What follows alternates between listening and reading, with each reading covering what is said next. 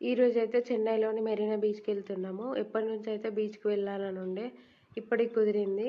ఇక్కడైతే local train ఎక్కి చెన్నై సెంట్రల్లో దిగాలి. ఇదైతే చెన్నై రైల్వే స్టేషన్. ఇక్కడ నుంచి అయితే ఆటో మాట్లాడుకొని అయితే వెళ్తున్నాము. బీచ్ దగ్గరేనంట. 150 అయితే తీసుకున్నాడు. Marina beach park full rush ఉండే. షాప్స్ కూడా చాలానే ఉన్నాయి. కంగన్ హాల్, ఫుడ్ స్టాల్స్ ఇలా చాలానే ఉన్నాయి. మాతో పాటు మీరు కూడా చూడండి. బయట నుంచి అయితే చాలా బాగుంది. మా బావని వీడియో తీయమన్నందుకైతే మా నాన్నగారిని కూడా నేనే క్యారీ చేయాల్సి వచ్చిందనమాట. అంటే వాడు అస్సలు దిగట్లేదు. ఎత్తుకొనే చాలా సేపు ఉన్నాను. అంటే అటు వెళ్తున్నాడు, ఇటు వెళ్తున్నాడు, ఒక్క దగ్గర ఉండట్లేదు. వ్యూ అయితే చాలా బాగుంది. ఇక్కడైతే మంచిగా టైం స్పెండ్ చేయొచ్చు. ఇదైతే జయలలిత గారి సమాధి. ఎవరికైనా జయలలిత గారి గురించి తెలిస్తే కామెంట్ చేయండి.